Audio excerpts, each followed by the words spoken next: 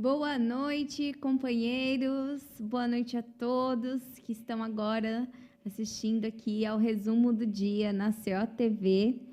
É um prazer tê-los aqui numa TV de esquerda, independente, partidária. E, bom, é isso. Hoje é dia 19 de maio de 2022. Esse é o programa 996. Estamos chegando ao milésimo programa em produção. Daqui a pouquinho, hein? Vai ter que ter uma festa aqui. E o programa de hoje tem como título: Quem são os amigos da onça de Lula? Eles vão se unir pelo golpe? Eles vão se unir pelo golpe. É isso aí. Bom, para começar, Hoje nós estamos aqui na imprensa Causa Operária, nós estamos assim um pouco até envaidecidos com o trabalho sensacional dos nossos correspondentes internacionais que estão agora no fronte, junto com os chechenos, com os soldados russos, ali numa cidade que faz fronteira já ali, acabando ali na fronteira mesmo do conflito. Eu esqueci o nome da cidade. Produção, depois você vê. Rubitsnia. Aí ainda é russo, né? Para ajudar a gente. E nós estamos... A Causa Operária chegou até esse local, através dos nossos repórteres, são editores aqui da Causa Operária, que é o Rafael Dantas e o Eduardo Vasco. Então, assim, eles mandaram um material hoje tão profissional, tão dedicado, um material tão cheio de informações, com denúncias, inclusive. Nós estamos muito, muito contentes em dividir, em estar fazendo esse trabalho, porque eu busco, ao longo do dia, matérias e pesquisa, né, de outras emissoras, outros partidos de esquerda, outros lugares, e não há. Não há ninguém fazendo um trabalho como a imprensa Causa Operária, principalmente a Causa Operária TV, o Diário Causa Operária, e o nosso jornal, que circula aí pelos trabalhadores da periferia, de portas de fábrica que os nossos comitês levam e que tem também essa informação no JCO, que é o nosso jornal semanal, né? O Jornal Causa Operária. Então, assim, é muito, muito bom saber que tudo isso está acontecendo com a organização dos trabalhadores. E a gente tem um boletim, nós temos vários, né, acho que 2 boletins hoje, e vamos começar com um boletim que é um trecho do programa, porque nós tivemos hoje o programa Correspondente Internacional, que também é muito bom, falando da pauta internacional, né, no geral, e com companheiros ali da Europa, dos Estados Unidos. Então, assim, são companheiros que moram em outros países, né, mas que falam ali da política local, de onde eles estão relacionados com a política brasileira. Então, é muito enriquecedor também, um bom programa. E eles participarão ao vivo hoje do Correspondente Internacional. E vocês podem reparar que a transmissão ela é precária por conta da qualidade de internet, que, se eu não me engano, eles estão usando internet via rádio, né? Satélite e tal. Então, fica uma qualidade um pouco baixa. Mas é porque eles estão lá né, a cidade foi destruída, está sem água, mas nós estamos lá no front. Vamos começar agora, eu vou passar para vocês verem aí o trecho desse programa Correspondente Internacional com os nossos 2 correspondentes, Vasco e Rafael, dando ali uns informes e denúncias, inclusive. A gente está seguro, sim. O pessoal pode ficar descansado. Se a gente não tivesse o colete de prova de bala, acho que dificilmente a gente conseguiria avançar tanto quanto a gente for hoje, né? Então, não que a gente tenha precisado dele de maneira nenhuma, né? O máximo que aconteceu foi a gente ouvir, como o Vasco falou, a alguma distância pela proximidade geográfica. Nós estamos ali a 13 quilômetros de Severodonetsk, ouvir o fogo vindo do nosso lado, né, o fogo das milícias, da Milícia Popular da República de Lugansk, disparando contra as posições ucranianas, mas não receberam fogo de volta, o colete à prova de balas não foi utilizado. Então, podemos ficar tranquilos por hoje. A gente está ouvindo muito falar sobre a ajuda dos Estados Unidos e da OTAN em mandar muitas armas para a Ucrânia. Eu queria pedir desculpa que eu falei Ucrânia, mas é República Popular de Lugansk, né? Vocês estão escutando alguma coisa sobre isso? O que está sendo falado é assim: a Rússia está ganhando a guerra, está destruindo o exército ucraniano nessa campanha de desmilitarização, mas as armas estão sendo repostas, então que vai estender o conflito. Vocês estão ouvindo alguma coisa sobre isso? Isso é uma coisa que é uma certeza que existe do lado da Milícia Popular de Lugansk, de que se não fosse a ajuda do imperialismo, se não fosse essa quantidade de armas que vem sendo entregue, a resistência dos fascistas já teria caído em vários pontos, né? Então, o conflito se prolonga porque o imperialismo está, de fato, né, colocando recursos para sustentar, né, as forças armadas ucranianas que estão recheadas de fascistas. Não sei se você quer comentar com isso. Não, o pessoal que a gente tem conversado denuncia que os fascistas eles cometem crimes, que o exército ucraniano é um exército formado por nazistas, e no caso de Lugansk, falta 5% do território para ser liberado. No caso de Donetsk, ainda falta muito mais, né? Talvez 1/3 do território. E tem tropas russas e da Milícia Popular de Donetsk, principalmente, já em outros oblasts da Ucrânia. Então, depende de onde que a gente está falando com relação a essa questão de resistência do exército ucraniano, da utilização das armas americanas, né?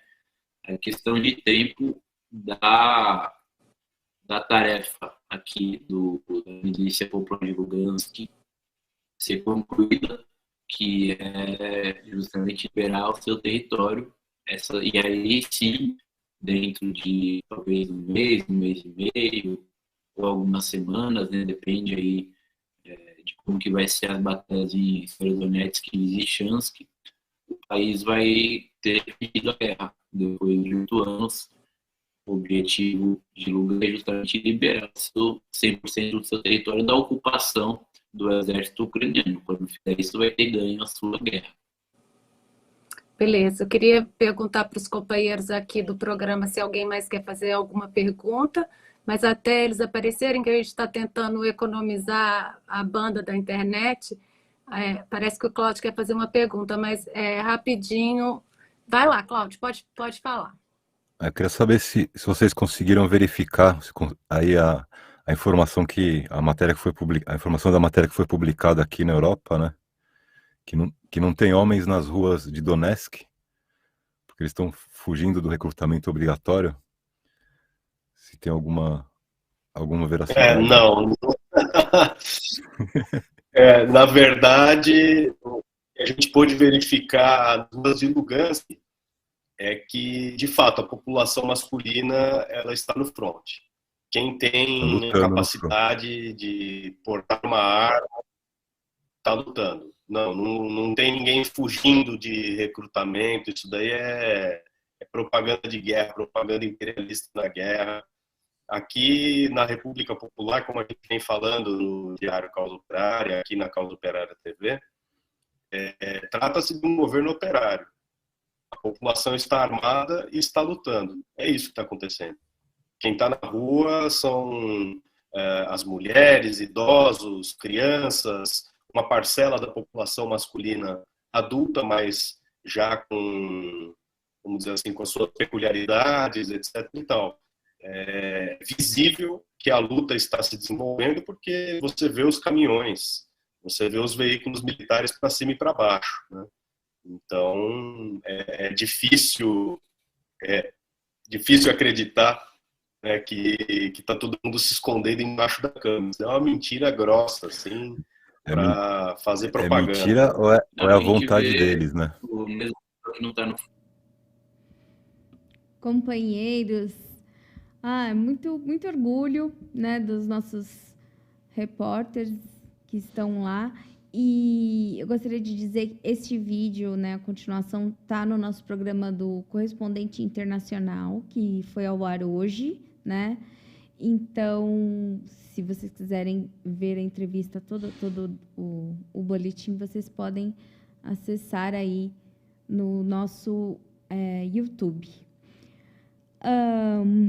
Eu achei interessante comentar que eles já desmentem ali, né, a coisa de que não há soldados, não há, que eles estão enfrentando dificuldades para alistar do lado de Lugansk, da Rússia, né? E é uma balela, uma mentira. Eles estão lá, eles estão vendo que lá a luta, inclusive, é popular, é do povo, né? É um governo popular. A República Popular de Lugansk, ela é gerida, administrada pelo povo, né, no parlamento, e eles se organizam em milícias, né, assim como nós víamos aí nos idos da União Soviética. Então, cai por terra toda essa coisa de dizer que não há soldados nem nada, porque é uma mentira. Nós aqui soubemos que o outro lado, né, o lado ucraniano, sim, eles estão com falta de soldados, por isso que cresce o número de mercenários, porque os ucranianos sabem que vão para o fronte e vão morrer, né? São buchas de canhão até chegar mais armas. Inclusive, as armas que a Europa, né, isso foi denunciado neste vídeo. As armas que a Europa está aí mandando, que saiu hoje 600 milhões em armas, e essa semana aquele monte de armas que os Estados Unidos enviaram, os meninos lá viram, né, os nossos correspondentes viram que estão sendo usadas contra os civis da República Popular de Lugansk e Donetsk. Então, essa é a lógica da guerra deles, né? A União Europeia prolongando aí uma coisa que já podia ter sido resolvida e trazendo maiores vítimas, trazendo aí uma inflação e todo aquele cenário que a gente está vendo acontecer. Vamos dar seguimento à pauta. Sim, claro, nossa equipe, a gente pede colaboração, né? Nós temos duas maneiras que você pode colaborar com a imprensa Causa Operária na Rússia, que é através do Pix, causaoperarianarussia@gmail.com. E nós também temos a nossa vaquinha, naquele site da vaquinha Causa Operária na Rússia. Então, vocês podem, através dessas duas maneiras aí, nos ajudar a contribuir para que a gente continue por mais tempo lá, trazendo informação de maneira verdadeira, independente, sem as mentiras, os filtros e a enganação que a imprensa imperialista hegemônica, né, aqui do Brasil, vergonhosamente vem fazendo aí um jornalismo muito ruim, né, a respeito do conflito, completamente aí do lado do imperialismo e mentindo, né, com as questões a respeito do conflito. Vamos dar seguimento agora, sim, à pauta. E, infelizmente, a gente falou de uma república popular aí, onde o povo luta pelo seu território, pelo seu povo, pela sua soberania, pela sua bandeira, né? E a gente tem que falar agora que no Brasil isso é bem diferente. Aqui no Brasil a lei é entregar tudo, né? Aqui o Paulo Guedes ele entrega tudo, o Bolsonaro entrega tudo e mais 3 portos brasileiros estão na mira da privatização de Bolsonaro. Infelizmente, né, a privatização da gestão dos portos de Santos, São Sebastião e Itajaí deve ser avaliada pelo TCU em breve. O de São Sebastião deve ser analisado até o fim deste mês. É uma ânsia, né? Eles estão correndo com esse tipo de política aí de vender aí o Brasil, né? Porque está acabando o tempo, então eles estão enchendo os bolsos aí enquanto pode.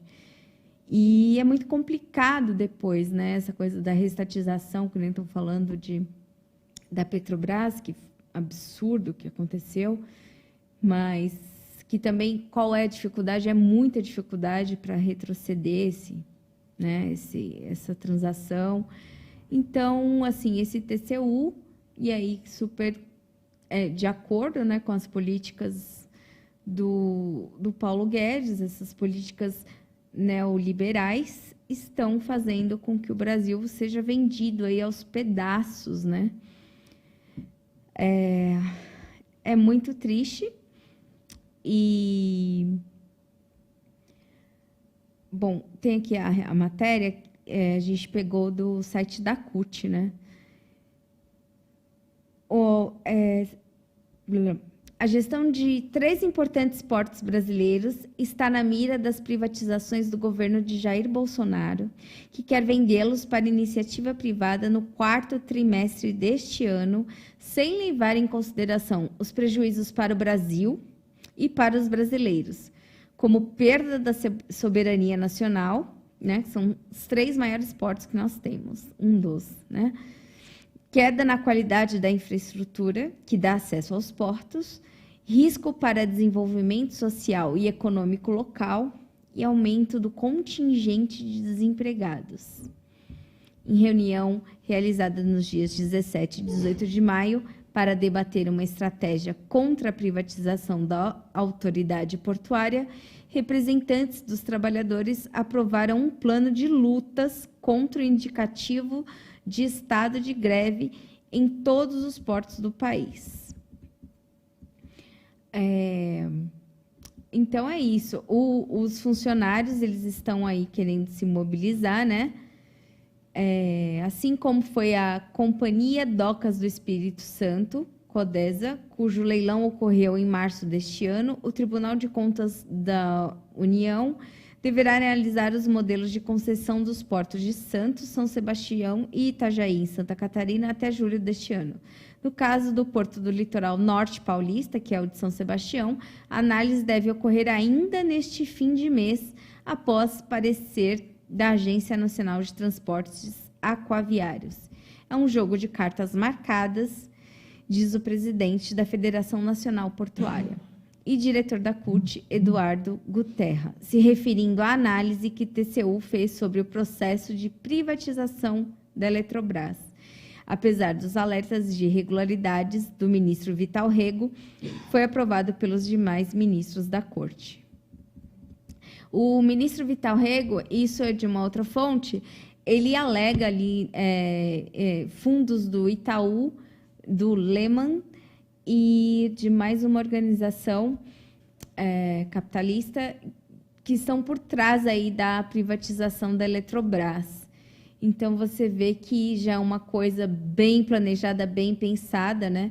Que vai, assim, eles dizem que a princípio vai baratear o custo da energia e que depois esse custo vai aumentar. A gente sabe que isso é mentira, que esse custo vai aumentar assim que outro país chegar e roubar aí mais uma empresa, né, de energia. Lembrando que se a gente para analisar como que um Estado permite que se privatize água, energia, né, seus portos, né, sua maneira de importar, exportar, de controle disso. Isso é um absurdo. São funções do Estado. O Estado tem que guardar os portos, né?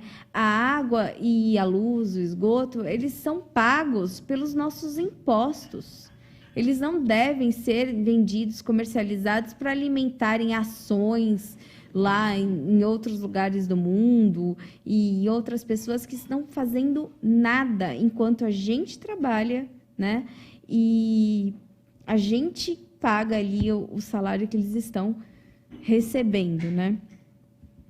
Então, tá aqui o protesto, né? Uma boa matéria aqui no site da CUT, quem quiser acessar. Tá bem legal a análise que eles fazem sobre o problema. E, dando seguimento para a nossa pauta. Aliás, produção, a gente está hoje, essa semana, a gente teve uma super adesão à nossa... o comitê, a atividade do comitê de lutas, né? Da campanha do Vai para Cuba, né? Aquela coisa, aquele seu cunhado chato que te manda para Cuba quando você vai lá no churrasco, na casa da sua mãe, e ele tá sempre lá esperando você chegar. E aí, meu? E aí, comunista? Tudo bem? E aí? E o PT? E o Lula? Vai para Cuba. Aí você pega e fala para ele, pô, eu vou, cara. Eu vou, sabe por que eu vou? O PCO não. Os comitês de luta vão me mandar para Cuba. É isso mesmo. Você pode entrar no site da promoção, ou vou pedir para a produção colocar aqui no início do chat, o site da rifa, e você compra aí um bilhete e concorre a uma viagem de 7 dias com acompanhante e hospedagem para Cuba. Então, é isso aí. Vamos aproveitar e vamos para Cuba, tá? Se ganhar, me leva, tá? Vamos ver o chat aqui, Kim? Vamos dar boa noite pro pessoal que tá aqui. Vamos lá. Sou eu, boa noite. Clarissa de São Jerônimo, boa noite. Revolução Popular do Brasil. Olha que lindo que ia ficar. Já pensou, gente? Revolução Popular do Brasil? Isso é maravilhoso, né? República Popular do Brasil. Seria maravilhoso. Aurélio dos Santos, Carlos Augusto, Desidério Silva, boa noite. Carlos Nishimiya, boa noite. Lino Alves, Angelina Dias. Tem gente que a gente gosta bastante, né? Angelina é uma delas. Companheiraça, exemplo aí de militância. Para quem chega no partido, todo mundo fica assim, hipnotizado pela Angelina. Ela é muito, muito boa, militante, aguerrida. É uma mulher maravilhosa. Serguei Claret, Desidério Silva, eu já dei boa noite. Marcelo, Jorge Luiz Tavares da Cunha, Ana Matos, companheiro Kratos. E é isso. Gente, eu tenho uma pessoa que está aqui, eu estou aqui roubando a vez deles, né, de falar, todos estão esperando, e aí eu chego, mas na verdade agora estamos aqui nos estúdios contando com a presença do dono deste programa, o senhor Antônio Carlos, nosso Toninho querido, chegou. Boa noite, Natália. Boa noite, Toninho. Boa noite aos nossos amigos internautas. A Natália é parceira aqui, é apresentadora também do Resumo do Dia. E, bom, a gente estava em outras atividades. Hoje é o dia a gente trabalha muito intensamente na redação do jornal Causa Operária, jornal impresso. Então, quinta-feira, essa correria junto com outros companheiros da redação. E a gente terminou agora há pouco o trabalho. Nós estamos aqui junto com a Natália, com vocês que estão nos assistindo, tocar aí mais esse importante programa nosso aqui, que é o Resumo do Dia. Como é que nós estamos na pauta aí, Nath? Nós estamos e a gente entra no item 2 aqui. No item 3. Beleza. Contra as demissões, né? Como é que vai ser isso, Toninho? Beleza. A Caoa Cherry confirmou aí, né, a demissão de 485 trabalhadores metalúrgicos lá na unidade Jacareí. Né? O que a gente viu nas últimas semanas aí foi muita farofada, como a gente vê aí a faixa, bandeira aí com lutas, mas o que a gente viu foi que o sindicato de São José dos Campos, que a região vem sendo alvo já nos últimos anos de uma quantidade enorme de demissões, né? Começou com a privatização lá atrás da Embraer, com as seguidas demissões em massas, planos de demissão voluntárias na General Motors e várias outras fábricas, fechamento de indústrias. e não há uma resposta à altura, né? Porque o problema fundamental para enfrentar as demissões é mobilizar os trabalhadores e ocupar as fábricas contra a ameaça dos patrões de demitir em massa, de fechar a indústria, porque o desemprego é um ataque muito duro, né? Uma das piores coisas, piores desgraças na vida do operário, da vida da classe trabalhadora, ainda mais na situação que nós temos no país, né, em que um trabalhador desempregado está ficando, em média, aí, 1 ano sem conseguir uma nova colocação, e tem muita gente aí com mais de 2 anos. Essa semana nós tivemos uma fila em São Paulo, com esse frio enorme que nós estamos sentindo, né, todo mundo aqui no nosso estado e também em outras regiões do país. Havia mais de 6 mil trabalhadores por dia fazendo fila para tentar a colocação de uma vaga, né, num esquema demagógico que os sindicatos volta e meia fazem para fazer sofrer o trabalhador, né, porque não era necessário fazer dessa maneira. E, bom, não há uma política de enfrentamento, não há uma campanha. Nós temos defendido a necessidade de uma mobilização pela redução da jornada, porque é preciso que todo mundo trabalhe menos para que todos possam trabalhar, né? Então, a medida fundamental para combater o desemprego seria uma campanha nacional de mobilização pela redução das 35 horas semanais. Mas, de concreto nas categorias, o que deveria estar acontecendo é demitiu, parou, ameaçou de demitir, parou, ocupar a fábrica, né? Porque precisa garantir o emprego, seja a que custo for, né? Se enfrentando aí com os patrões. E, infelizmente, né, os sindicatos dos metalúrgicos de São José dos Campos, dirigidos pela Conluta, não tem sido um exemplo dessa situação.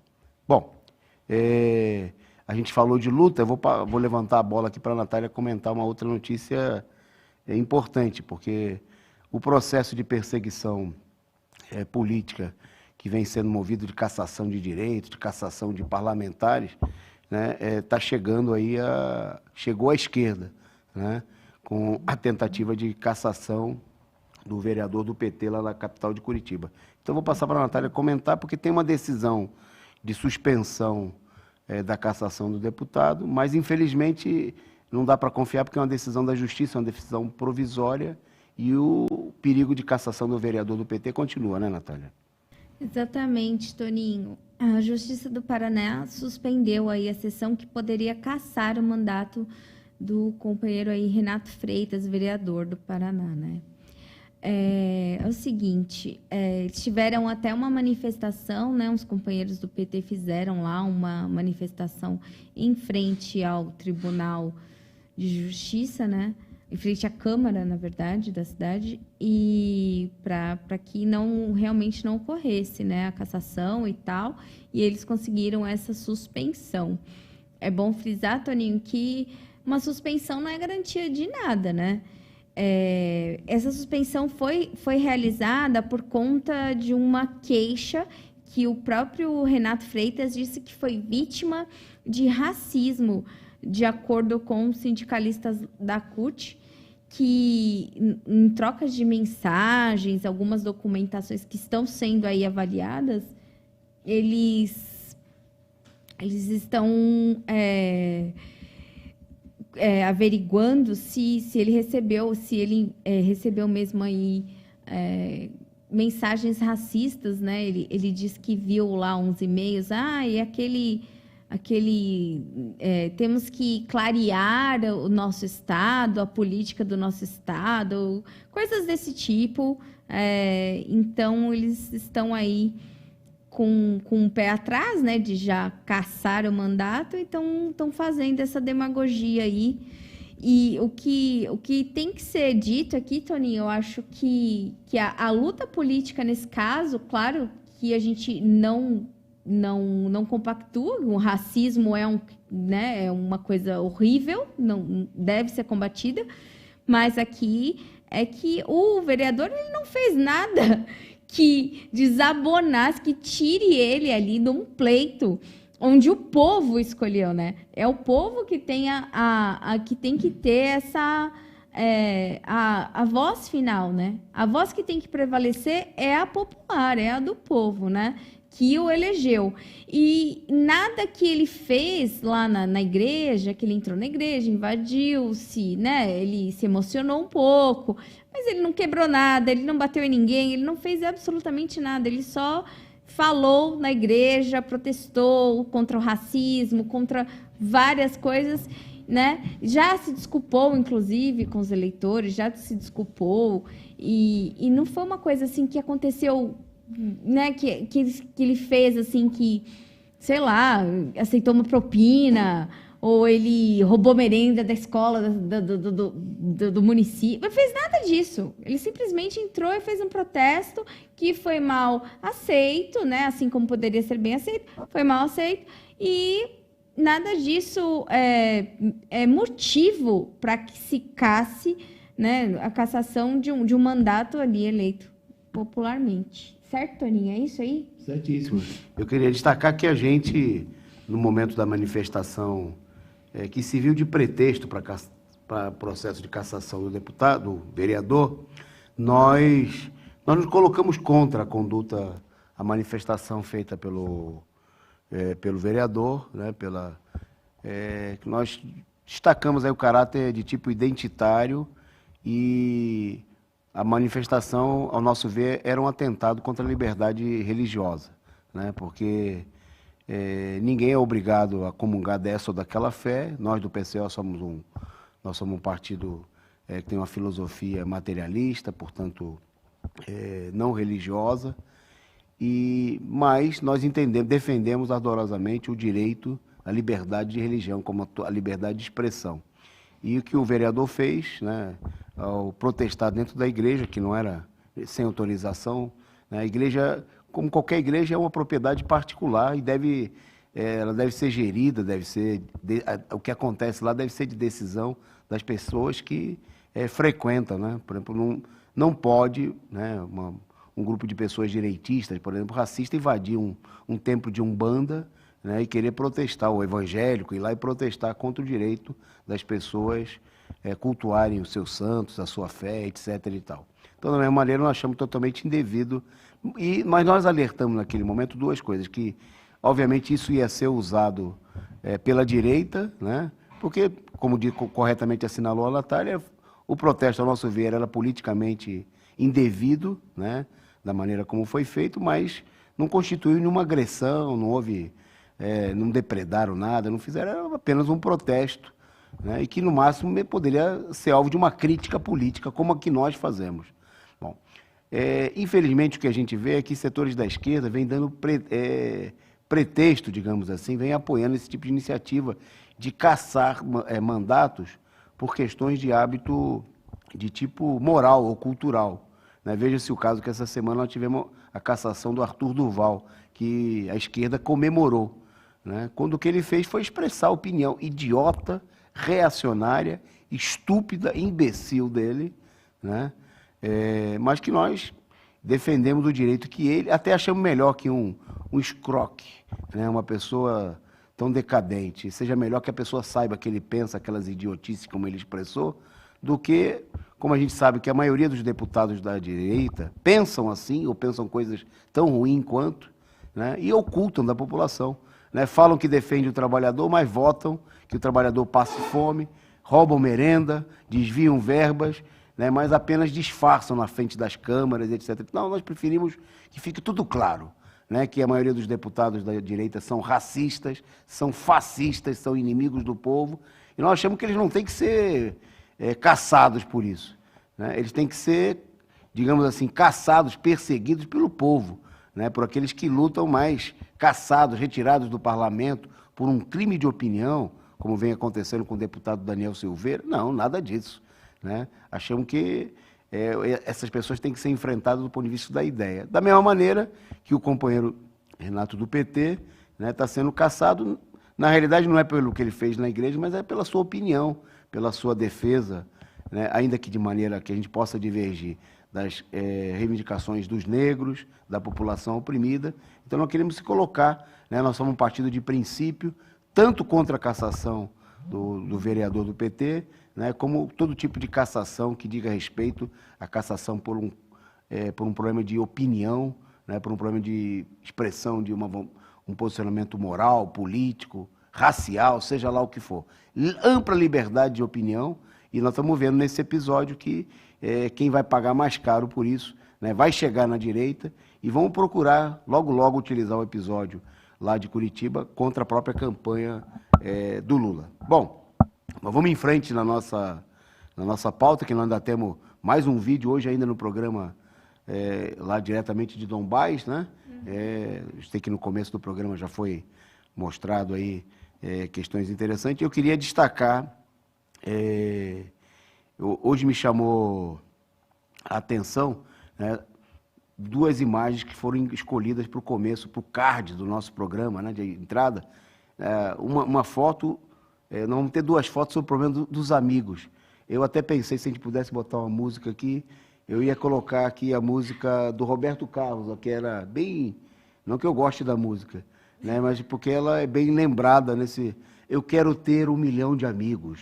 Né? Então, essa foto que nós vamos mostrar agora, né, é por detrás de toda a ideia de que tem uma disputa, uma briga do Bolsonaro com a direita do STF, e tem uma disputa, né, mas ela é muito sintomática do que vai acontecer na hora H, do que eles vêm preparando, né, contra o Lula, contra a esquerda e contra o povo brasileiro. Né? Enquanto eles encenam aí toda uma disputa, né, o abraço fraterno aí entre o Bolsonaro e o Alexandre de Moraes, né, o que a esquerda resolveu apelidar de maneira carinhosa, ao nosso ver, totalmente indevida, de Xandão. Né? Tem gente que fica torcendo para o Xandão, o careca, esse fascista que foi secretário de Segurança Pública de governos do PSDB em São Paulo, né? No momento de repressão, por exemplo, a Pinheirinho, né? Do assassinato dos trabalhadores sem terra, da repressão. Esse elemento que foi nomeado ministro do STF pelo Michel Temer, o golpista, o traidor, o traíra, né? Que articulou aí, sendo vice-presidente, a derrubada da presidenta Dilma. Pois bem, eles que estão aí às turras, né, na frente dos jornais, né, numa disputa para ver quem... O Bolsonaro, essa semana, pediu aí abertura de um processo contra o Alexandre de Moraes, que foi negado, né, pelo Toffoli, que era o relator do processo. O Alexandre de Moraes, por sua vez, está liderando aí um processo de perseguição política mesmo, né, aos aliados do Bolsonaro. Hoje foi estabelecido mais uma multa sobre o Daniel Silveira, já passa de R$650 mil, né, passando por cima, inclusive, da decisão presidencial que vale, né, que está amparada na Constituição. E aqui nós não vamos fazer coro com a esquerda que protesta do ponto de vista moral. Se está na lei, tem que valer. Né? Por exemplo, nós defendemos quando o Lula deu indulto, né, deu asilo político ao César de Battisti, né, de acordo com o que estabelecia a lei, né, de maneira totalmente devida. Bom, o Bolsonaro, agindo contra um processo de perseguição feito pela direita golpista tradicional, né, agiu aí na defesa de um aliado seu, utilizando-se de uma norma constitucional. Né? Nós não podemos... agora, e o STF continua multando, né, a pessoa que foi indultada pelo presidente, recebeu a graça presidencial. Bom, essa foto, vou até pedir a foto de volta, né, para a gente. Essa foto ela é sintomática porque mostra o seguinte: eles brigam, eles divergem, porque há uma disputa para ver quem vai comandar o golpe, em que condições, a terceira etapa do golpe que eles pretendem impor ao país, com a vitória de um candidato da direita, seja o Bolsonaro, seja um outro candidato da terceira via, mas na hora H eles vão se unir. Né? Vão se unir contra o Lula, vão se unir contra a esquerda, vão se unir contra o povo brasileiro. Né? Por isso, a gente coloca também a foto para falar o seguinte, que a esquerda que está fazendo campanha a favor do Xandão, né, a favor do Fachin contra o Bolsonaro, está embarcando numa canoa furada. É um pessoal que perdeu o caminho de casa, né? Tem gente lá, tem movimentos que essa semana entregaram aí manifesto de apoio ao Fachin, ao Alexandre de Moraes, ao STF, ao TSE. O pessoal está apoiando os golpistas maiores, né? Mais golpistas, nós podemos dizer, mais golpistas do que o Bolsonaro. O Bolsonaro ele foi o beneficiário do golpe.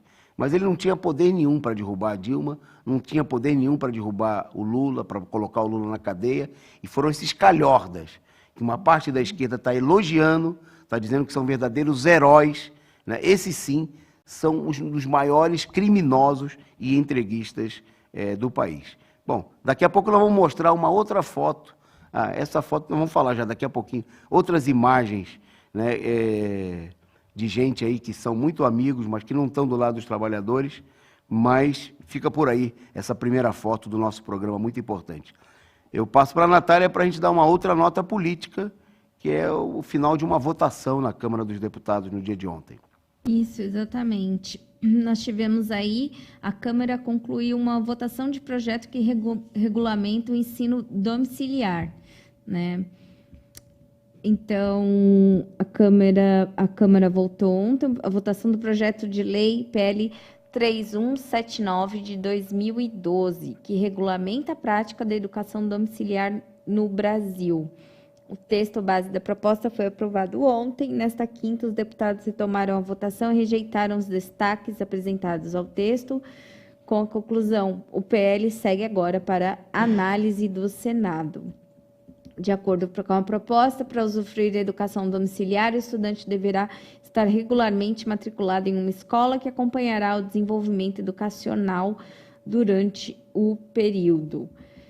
Esse é um assunto bem polêmico, né, Toninho? Essa questão da educação, no que diz assim, a necessidade do professor, como uma família onde pai e mãe trabalham o dia inteiro vai educar os seus filhos, ou o direito de poder educar seus filhos em casa. É um tema bem complexo aí para a gente discutir, e vai refletir na população, né? Na formação dos nossos do futuro do país aí, né?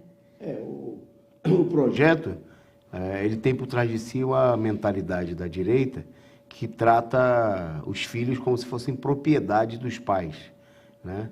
Como se as crianças e os jovens não fossem seres humanos com direitos, né? Um dos direitos é o direito à educação, educação fornecida de qualidade, que tem que ser fornecida pelo Estado, né? E ao convívio social, né? Com outros jovens, com outras experiências, que a escola continua sendo, ainda apesar das suas limitações, da política de destruição do ensino público levada adiante pelos governos neoliberais, né? Pelo PSDB, pela direita de uma maneira geral, um espaço privilegiado, né? E a frequentar a escola, é um direito, né? É um dever, digamos assim, dos pais garantirem lutarem, exigirem do Estado o cumprimento dessa obrigação pública, mas é também um direito dos jovens, é uma necessidade social, né? E o entendimento da direita é que os filhos, eles são uma propriedade individual, né? Onde, por exemplo, você pode permitir, por esse tipo de política, que se estabeleça aí toda uma política de manter, quase um cárcere privado dos jovens, disfarçado de tutela dos pais, né? Uma coisa é que os pais tenham a liberdade na discussão com os filhos de escolher as escolas, mas não se trata disso, é o direito de manter as crianças em casa, o que abre também o caminho para desobrigar o Estado, né, do seu papel com a educação, né? E é uma tentativa, a lei fala, né, fala de estabelecer, como você destacou aí, relacionamento, vínculo com determinadas escolas que providencia avaliações, uma série de outras medidas.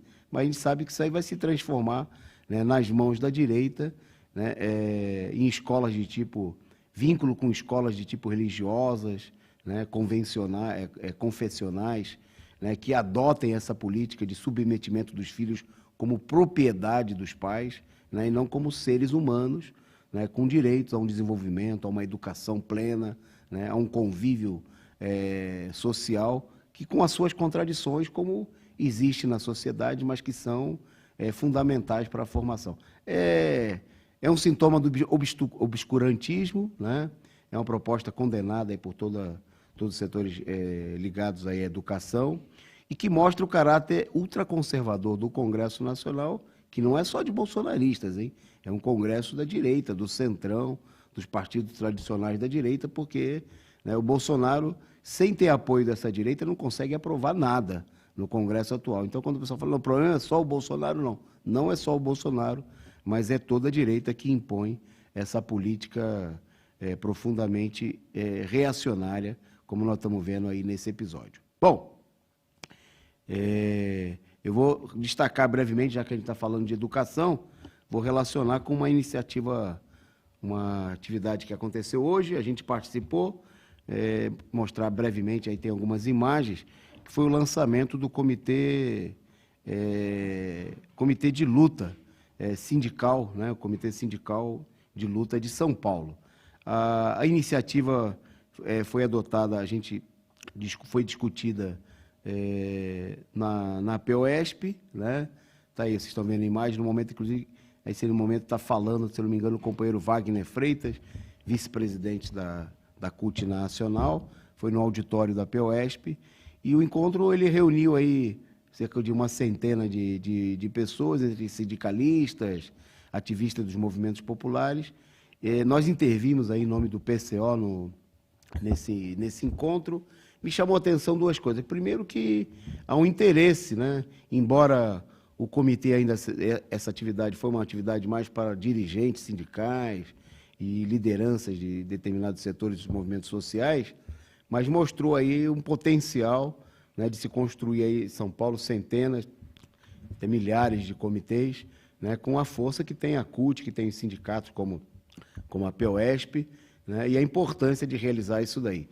Houve um debate sobre a importância, né, desse tipo de comitê e da mobilização dos trabalhadores, não só para garantir, para lutar pela vitória do Lula, né, mas o próprio companheiro Wagner Freitas, da CUT, destacou que, citou o exemplo do Peru, né, onde foi eleito um candidato da esquerda, né, inclusive um professor, né, com apoio do partido Peru Libre, e que hoje Bom, é bom lembrar que o próprio presidente eleito acabou se afastando, né, do partido e buscando uma aliança, um entendimento com a direita, né?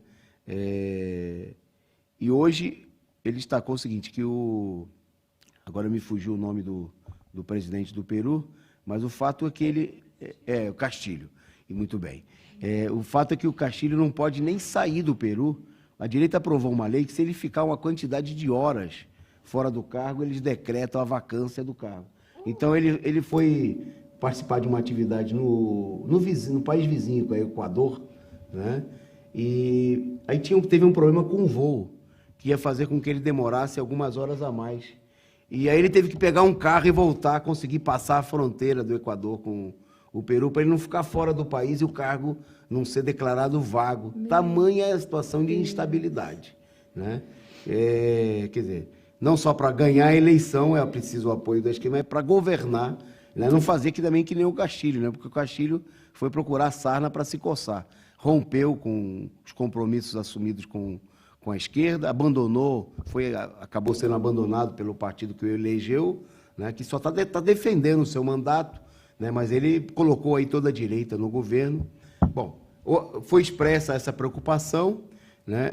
Foi expressa também a importância, eu lembro do companheiro do MST ter destacado a importância de construir, ele fez uma proposta de construir comitês em todas as escolas do Estado, uma proposta que eu achei bastante interessante, né?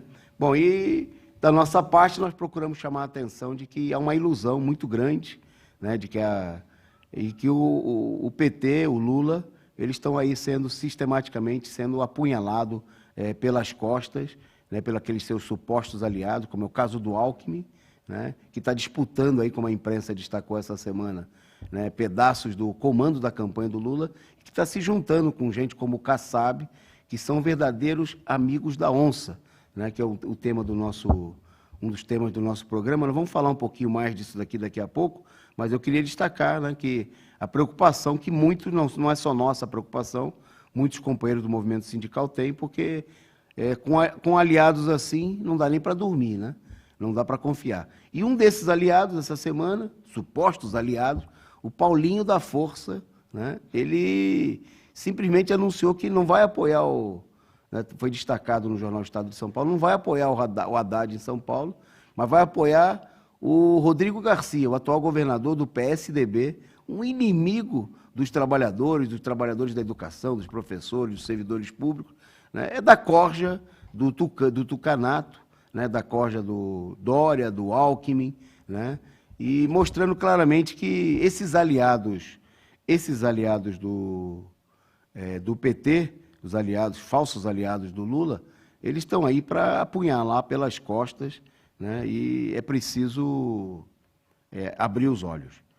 Bom, vai lá, Natália, com você agora você vai mostrar amizade, né? Amor. Então, vamos de um assunto para o outro, né? Vamos lá. Longe de mim falar que essa pessoa pode apunhalar aí o Lula pelas costas, mas é um que está sempre agora nas costas do Lula, né? Vamos dizer. Ele, além de cosplay, está sempre grudadinho. Nós estamos falando aí do Guilherme Nova Esquerda Boulos. Ele deu uma nova entrevista aí ao seu amigo Datena, né, o jornalista aí, policialesco, toda, né, que faz toda aquela cena, aqueles programas bem instrutivos aí.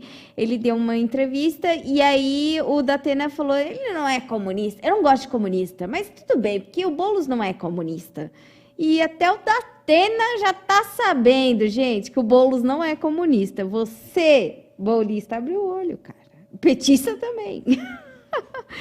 Então, e é isso, gente.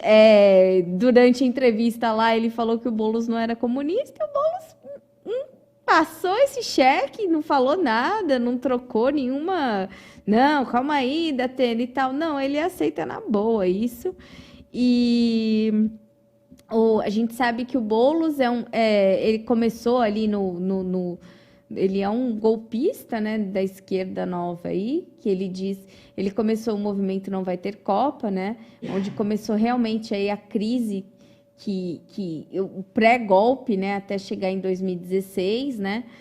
Então a gente sabe que é uma esquerda que não se confia, uma esquerda pró-imperialista, como nós já denunciamos na imprensa Causa Operária mais de uma vez e sempre, né, tocamos nesse assunto, que eles são aí atendidos por verbas, né, e financiamento de governos do imperialismo norte-americano, inclusive, né, através aí daquele Instituto IREE, né, que ele trabalha lá, então ele recebe aí seu salário do imperialismo. E essa semana saiu a China, né? A China comprovou aí tudo que a gente estava falando, que o PCO estava falando. É bom lembrar, viu, Toninho? É sempre bom lembrar. Saiu o Caderno Branco, né? Que é um relatório que a China faz sobre os principais acontecimentos políticos ali do momento. E eles relataram aí, eles colocaram lá, né? O NED e a CIA, que são a mesma coisa. E... isso, na hora a gente consegue ver a carinha do Boulos aí, tem até um card rolando nas redes sociais aí, quem está embaixo dessa organização, e o Boulos está lá, com certeza o Boulos está lá. É bom lembrar que o Boulos recebeu todo esse carinho, né, do seu amigo de fé, irmão, camarada Datena, na semana que o Datena foi lançado candidato ao Senado pelo Bolsonaro, né? Então, tem um ditado popular que diz, digas com quem anda, eu direi quem tu és, né? O Boulos está aí a beijos e abraços com o Datena, que tem razão de dizer que não tem perigo, né, se associar com o Boulos, porque o Boulos não é comunista, o Boulos não é comunista, o Boulos não é socialista, o Boulos é bolista, né? Ele é defensor dos interesses do próprio Boulos. Como ele já mostrou inúmeras vezes. Mas mostra aí as relações, né? A gente viu aí as relações cordiais entre o Bolsonaro e o Alexandre de Moraes, né? Que fingem aí, encenam uma disputa, mas que no fundamental tem muito acordo, e nós estamos, vendo aí, ó, o amiguinho do Bolsonaro, né? Por enquanto candidato ao Senado do Bolsonaro, do Bolsonaro, e é também o amiguinho, né, simpatizante aí do Boulos, dando um cartaz. Ele está há poucos dias de deixar aí à frente da apresentação do programa por normas legais, mas ele, como fez a Globo recentemente com o Bial, como faz aí tantos outros, como faz a Folha de São Paulo costumeiramente, né, resolveu dar mais uma canja, né, para o seu amigo de fé, irmão, camarada, Guilherme Boulos. Bom, vamos acelerar agora que a gente, daqui a pouquinho, na sequência, a gente tem mais um breve boletim direto do Donbás, né, já se aproximando do final do nosso programa, mas eu queria destacar rapidamente, um episódio que mostra a evolução, né, que a guerra, o enfrentamento da Rússia, as provocações do imperialismo vem levando o país. Essa semana a gente teve aí a Rússia decretando a nacionalização da fábrica da Renault, né? E a negociação, a Rússia acabou comprando a fábrica da Renault, que estava deixando de produzir por conta do embargo, né, que não permitia que a empresa importasse peças da França, né, da matriz, para a Rússia.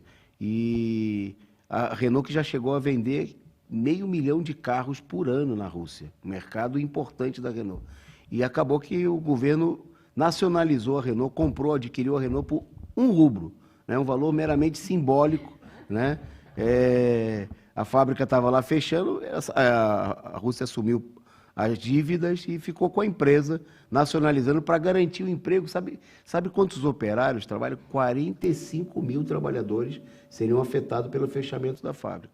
Bom, então um resultado positivo, né? Bom, aí tem mais um anúncio, né, de nacionalização, que é o McDonald's anunciou que aceitou aí vender 850 restaurantes da empresa lá na Rússia. Eu encontrei alguns locais para McDonald's. O meu computador, o meu celular resolveu falar aqui no momento errado, mas está aí os McDonald's da Rússia, né, e os russos vão se livrar do monopólio da McDonald's, que está presente também na Rússia, assim como no Brasil, e a empresa vai ser nacionalizada, né? No caso aí não é uma estatização, porque por um empresário, né? Mas está mostrando aí que a crise está obrigando a economia, a Rússia a se adequar, e vem fazendo isso com muita pujança. O rublo se valorizou, é uma das moedas que mais se valorizou diante do real, e a economia está sendo obrigada a se ajustar, né? Inclusive a produzir coisas para atender o mercado interno diante do bloqueio, né, que vem sendo imposto aí de maneira ditatorial pelo imperialismo sobre o comando dos Estados Unidos. Mas agora é com você para anunciar o que é muito esperado aqui no nosso programa. Sim, nossos guerreiros. Toninho, antes de anunciar, eu queria agradecer aqui um super sticker da Revolução Popular do Brasil, que nos deu um joinha. Muito bom, uma aprovação aqui. E também um superchat de Viva o PCO, do Irlan Iglesia, membro por 36 meses. Olha, isso é muito velho de casa. Faça como o Irlan e se torne membro da Causa Operária TV aqui no Tornar-se Membros. Você colabora com a gente, né?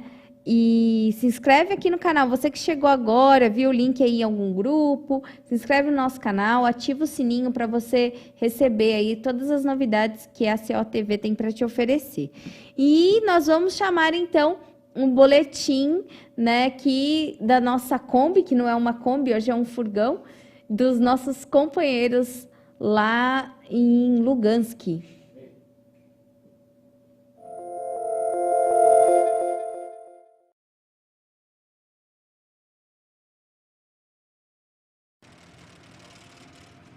A equipe da Causa Operária passou o dia de hoje acompanhando o envio de ajuda humanitária do governo de Lugansk, da Milícia Popular, à população da cidade de Rubizhny, que acaba de ser libertada dos fascistas ucranianos. A cidade está completamente destruída, a gente viu destruição de tudo, casas, prédios, hospitais, escolas, igrejas.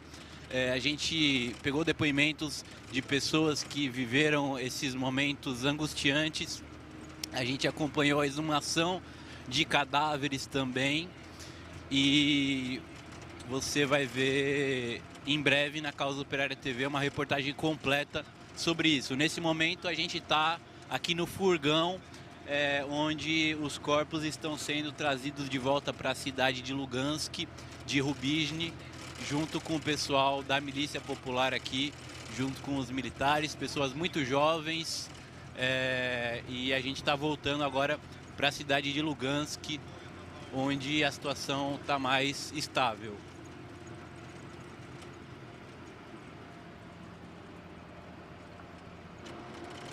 Eduardo Vasco e Rafael Dantas, de Lugansk, para a Causa Operária TV.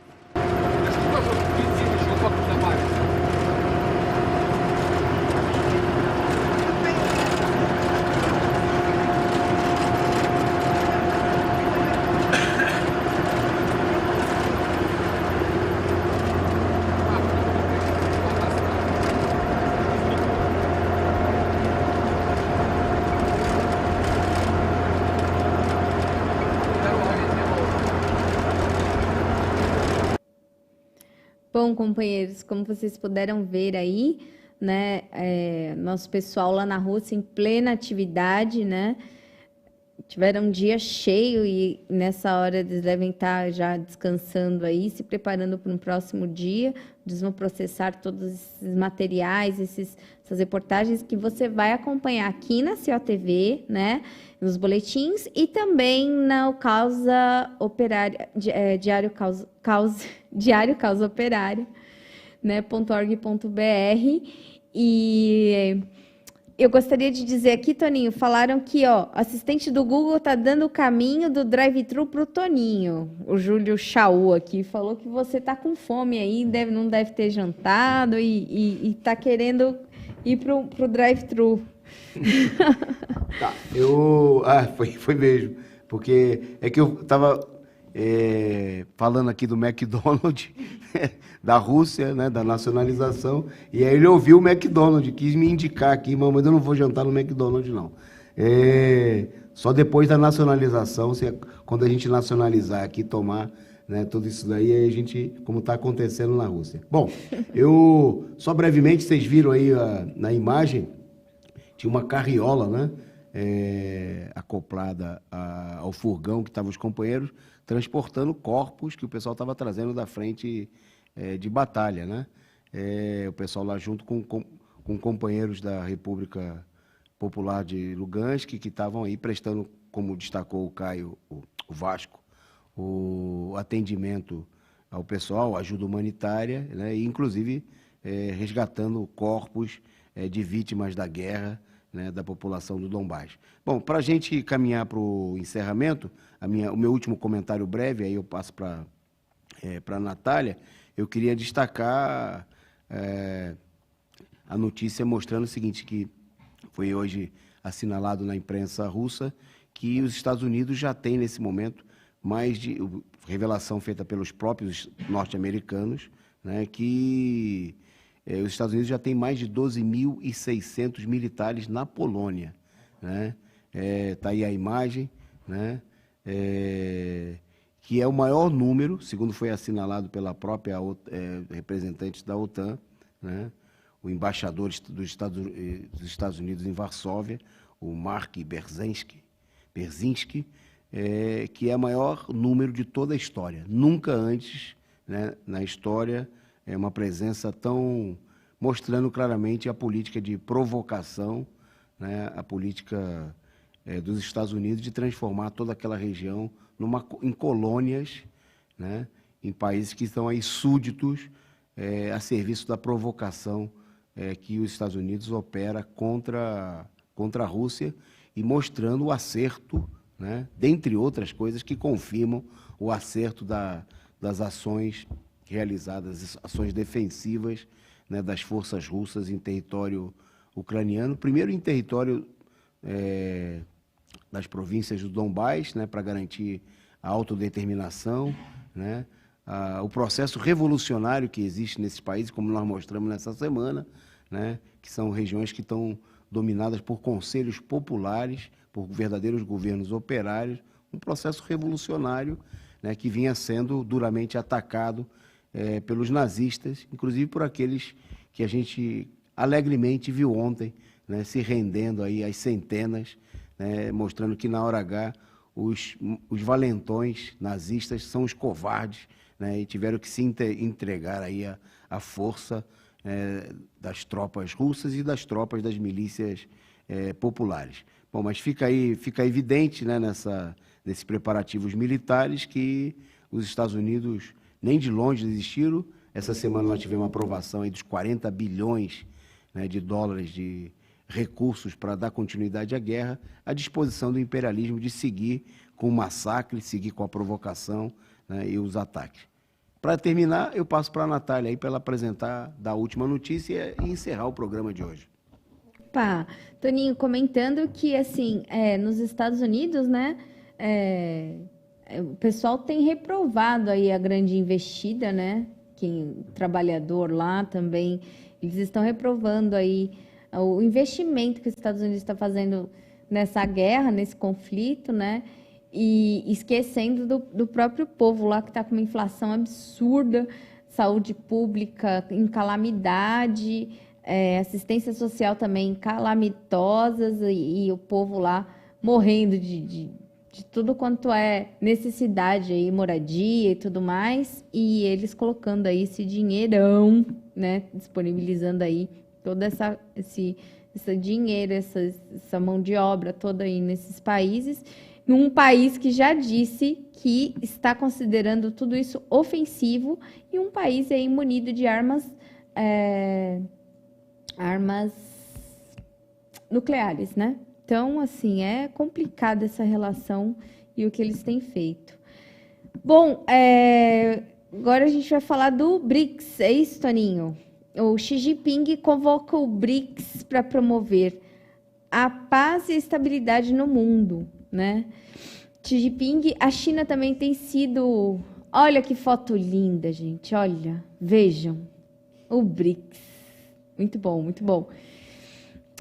O Xi Jinping também, né? A China também está sendo provocada pelo imperialismo e pela OTAN, ali naquela guerra de Taiwan. Taiwan é China, e a China está afirmando isso. A China é uma só, e Taiwan é China.